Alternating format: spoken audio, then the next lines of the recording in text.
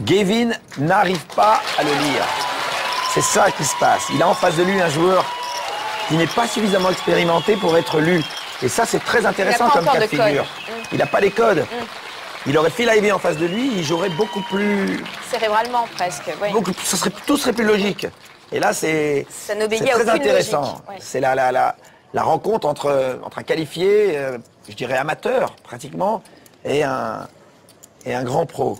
Pas de palmarès pour Glenn Whitmer, mais beaucoup d'expérience en tournoi. Ça fait 30 ans qu'il joue au poker. Et surtout, ancien grand joueur de blackjack. Voilà pour les infos que l'on aurait pu donner à Gavin Smith. Donc Gavin est condamné à jouer un peu arrêté, à attendre. Glenn qui a encore trouvé un valet. Oui, en plus il a les cartes, hein, on peut le... Eh oui. Il ne peut pas y aller. Il ne sait pas par où passer, là, Gavin. Ça va venir, mais il ne sait pas par où passer.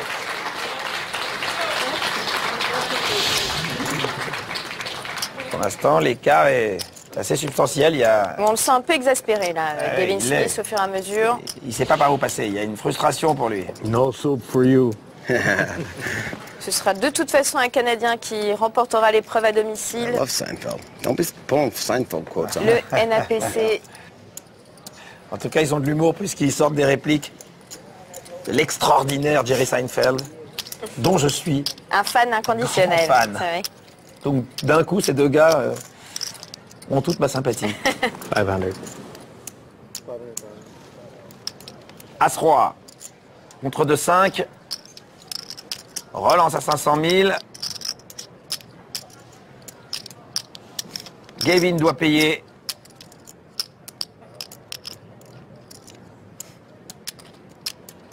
Oh, 440 000 tapis avec 2-5, il va être payé bien sûr. Attention, all-in, all-in. Alors, est-ce que Gavin va doubler son tapis? C'est un 50-50, il faut bien en gagner de temps en temps. En tout cas, si Glenn gagne ce coup, il deviendra le deuxième plus vieux joueur à remporter un World Poker Tour après Doyle Brunson. Oh là là, Madame quelle Whitmer, émotion, oui. quelle émotion pour elle, pour sa femme, pour lui. C'est une belle histoire, c'est une très belle histoire d'être en finale d'un grand tournoi. Surtout quand on ne s'y attendait pas, en tout cas pas à ce point-là, pas aussi haut. Allez, le flop. Pour l'instant, ça reste Allez, pour Gavin. dame et deux. Ça tient, mais il y a beaucoup de cartes. Un as, un roi ou un 10. Et la turn, un valet. Là, le valet ne sert pas à grand-chose. As, roi, 10 maintenant uniquement. Éventuellement, la doublette de la dame. Et la river. Ou du 2. Oh, et un as. Ouch! Et la victoire, Wow. la victoire pour... Eh ben oui, Madame Whitmer, forcément dans les bras de son mari. La victoire pour Glenn, le papy de cette table et la grosse déception de Gavin Smith qu'on a senti un peu exaspéré, peut-être un peu trop impatient. On va faire le récapitulatif de cette épreuve, le NAPC North American Poker Championship. Et c'est d'abord Jim Trenholm qui nous a quittés en 6e position. Marc Karam, 5e. Ryan Fissler, 4e. Patty Livert, 3e. Et donc, Gavin Smith qui termine second, dauphin. Et la victoire de Glenn Whitmer, une belle victoire.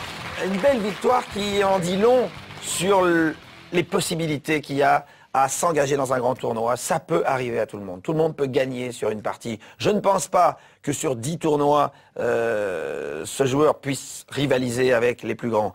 Mais sur une partie, un peu porté, un peu sur un nuage, avec des bonnes mains, une bonne configuration et surtout un tête-à-tête où il devient illisible. Pourquoi? Parce qu'il n'a pas les codes. Donc forcément, face à un joueur comme celui-là, on ne peut pas aller tenter des surrelances, des choses un petit peu fantasques, parce qu'on se dit qu'on va être payé. On doit attendre, on doit jouer à arrêter, ce qui est le contraire d'un heads-up. On ne peut pas jouer à arrêter dans un heads-up. Et là, il s'est retrouvé à pouvoir rien faire. Le seul moment où il envoie, il tombe sur l'autre qui a touché son as à la rivière, mais il n'y a pas que l'as qui le faisait gagner, il y a beaucoup de cartes. Il y avait l'as, il y avait le roi, il y avait le 10 pour faire la quinte, il y avait la doublante de la dame, parce qu'avec les deux paires, donc les 2-5 ne valaient plus rien, c'est l'as qui gagnait. C'est le poker. C'est beau, Gavin a déjà gagné, et puis c'était bien pour Gavin de revenir au plus haut niveau, de se retrouver deuxième d'un tournoi, après son problème personnel, ça le remet en selle et c'est formidable. Glenn Whitmer qui avait attaqué cette table finale en qualité de chip leader et qui s'impose donc en devenant l'un des plus vieux vainqueurs d'un WPT à l'âge de 67 ans. Un petit mot aussi de Katie Liebert, sans regret. Je suis content pour elle qu'elle arrive encore en table finale. Mais il y a un vrai regret parce que ça fait sa 5e table finale. Elle peut gagner un World Poker Tour sans aucun problème. Elle rivalise avec les meilleurs joueurs au monde. Manque de chance ce soir. Elle a pas de chance ce soir. Elle a pas de chance. Elle a joué très très bien. Encore une fois, le poker n'est pas une science exacte. Et heureusement, sinon ça serait pas le poker. Et la chance fait partie évidemment du jeu. Nous, on en a évidemment puisqu'on reçoit Jean-Paul Pasqualini. El Corsico, c'était votre choix. Bonsoir Jean-Paul. Bonsoir Jean-Paul. Bonsoir Patrick. Ça fait Bonsoir plaisir de te recevoir, ça fait plaisir que les gens connaissent un peu ton visage parce qu'on entend beaucoup parler de toi, ton nom est connu, Jean-Paul Pasqualini, tout le monde entend parler et finalement on met un visage sur cette carrière qui est très courte en termes de Hold'em. Ça fait pas longtemps que tu as commencé. Non, en fait, Hold'em, j'ai commencé il y a 3-4 ans et paradoxalement, bon, j'ai joué longtemps au poker fermé et ça faisait longtemps qu'on me disait de venir au Hold'em. Je voulais pas passer le statut d'expert, je dirais entre guillemets, au poker fermé au statut d'amateur. Donc j'avais tendance à retarder l'échéance de passer au Hold'em. Et un jour, un soir, une nuit, en zappant, 3-4 heures du matin, j'ai vu une rediffusion de votre émission. Oui. Et j'ai accroché. Et dès que l'émission était terminée, je suis allé sur Internet, j'ai ouvert mon compte et j'ai commencé à jouer. Sans connaître les vraies règles en fait. La transition était facile ? La transition au tout début a été très difficile puisqu'en fait j'étais en Corse à ce moment-là. Personne pour m'expliquer les règles premières, je dirais. Donc j'ai appris sur le tas, forcément en perdant, petit à petit. Après donc j'ai essayé d'avoir des explications. Je me suis mis à l'attente sur des tables, j'ai regardé jouer, j'ai essayé de progresser petit à petit. Et puis bon, ça s'est fait petit à petit. Et j'ai surtout énormément joué sur Internet. Pas tellement dans le premier temps, mais après depuis 2 ans maintenant, je joue entre 10 et 15 heures par jour sur Internet. C'est énorme. Quotidiennement. Et à quel moment tu as commencé à faire des tournois en dur ? J'ai fait, disons, depuis 2-3 ans, j'ai fait quelques petits tournois, ou quelques tournois en dur, j'ai fait quelques places par-ci par-là.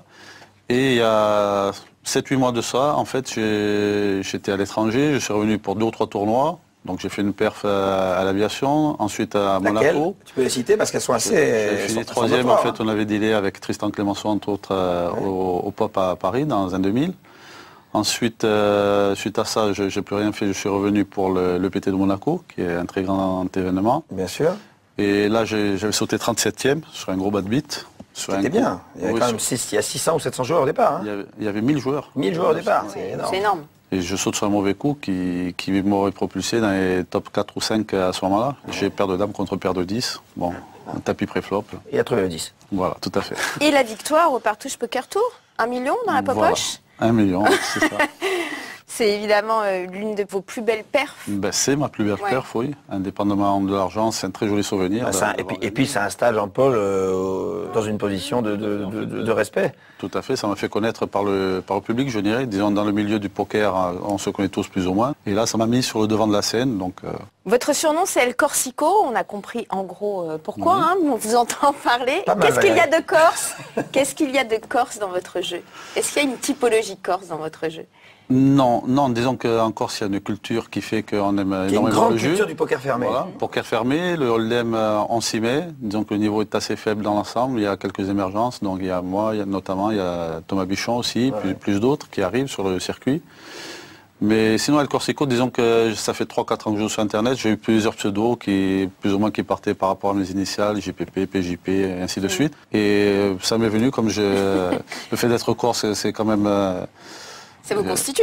Tout à fait. Donc j'ai trouvé ce pseudo et suite à ce pseudo, j'ai commencé à perfer, disons à être reconnu et voilà, ça m'a porté bonheur. Voilà. Alors vous parliez des 10 à 15 heures que vous passez online. Pour vous, c'est à considérer comme un sportif qui ferait ses 4 heures de natation le matin, 4 heures de natation l'après-midi. C'est l'entraînement nécessaire? C'est l'entraînement tout à fait nécessaire. On se rend compte que si on fait 10-15 tables en même temps pendant une durée de 10-15 heures, tu fais 15 tables en même temps? Oui, en l'espace de 2-3 ans, on arrive à avoir l'expérience d'un Noel Bronson qui lui ne joue exclusivement qu'en live, enfin avant, qui a 60 ans d'expérience en live. Mais attention, attention, il y a des dangers évidemment à beaucoup jouer sur Internet. C'est Vous l'addict. êtes un joueur pro évidemment et justement nous recevrons dans les prochaines semaines le docteur Marc Valeur qui s'occupe d'une unité de soins aux dépendants. Justement, les prochaines étapes pour vous, c'est quoi en termes de progression et en termes de tournoi? En termes de progression, moi je suis en fait un peu l'éponge. J'essaie chaque fois que je rencontre un adversaire de valeur, j'essaie de prendre un copier-coller, d'assimiler tout ce qu'il a de mieux, tout ce que je pourrais éventuellement faire ou améliorer dans mon jeu à travers lui. Est-ce que vous inspirez aussi de la littérature, poker ou Très peu. Je lis beaucoup de magazines, mais très peu de livres. Il faudra que je m'y mette d'ailleurs pour progresser, pour la prochaine affiner. étape, ouais. Les joueurs qui t'impressionnent? Il y a beaucoup de joueurs, entre autres Phil Ivey, pour moi c'est... Tu as joué à sa table déjà? Non. Jamais? J'ai joué une fois, mais très peu de temps, il a sauté rapidement, c'était un EPT de Monaco. Peut-être la semaine prochaine à Vegas? J'espère bien le croiser à Vegas, puisque là je pars T'as des chances. au mois. Voilà. Et chez les Français? Chez les Français, il y en a plusieurs, il y a Elki, Laquet, Thomas Buchon forcément. Mais ça c'est le cœur qui parle. Alors les prochaines étapes, c'est donc Vegas. Tout à fait. Première pour vous? C'est la première fois, oui. Paradoxalement, je suis allé souvent à Vegas et depuis que je joue au Hold'em, c'est la première fois que j'irai jouer au Hold'em à Vegas. Alors tu vas vivre un grand moment, parce que c'est incomparable. Avec absolument aucun autre tournoi au monde. Et quand tu vas te retrouver dans la grande salle des World Series et que tu vas voir 2000 joueurs en même temps dans ce hall immense. Alors un conseil de celui qui a déjà vécu à celui qui va le vivre? Un grand conseil, mais qu'à mon avis, qu'il doit déjà mettre Avoir en en exergue, tête, ouais. c'est garder la tête sur ses jetons et pas trop lever la tête et pas trop regarder le field, parce que sinon ça donne le vertige. On se dit, mais je vais devoir battre 2000 gars là, non, alors baisse ta tête, essaie de battre ta table, joue avec ta table, joue avec tes jetons, joue avec ton jeu. Et si ton jeu t'a amené là où tu es aujourd'hui, tu vas pouvoir rivaliser avec ces gens à Las Vegas. Je vais écouter tes conseils. Très bien. Merci beaucoup Jean-Paul. Peut-être regarderez-vous avec nous mercredi prochain la suite du WPT avec qui? Avec Bertrand Grospellier, Elki qui sera en table finale de Festa al Lago, une nouvelle étape dont on se régale d'avance. Et une partie absolument extraordinaire, paraît-il. Et puis, l'occasion de souhaiter bonne chance à l'équipe de France de football qui attaque son mondial dans Ça lui tenait à quelques jours. cœur. On vous embrasse. À On y mercredi croit, les prochain. Bleus. Allez! I don't understand what this is for here.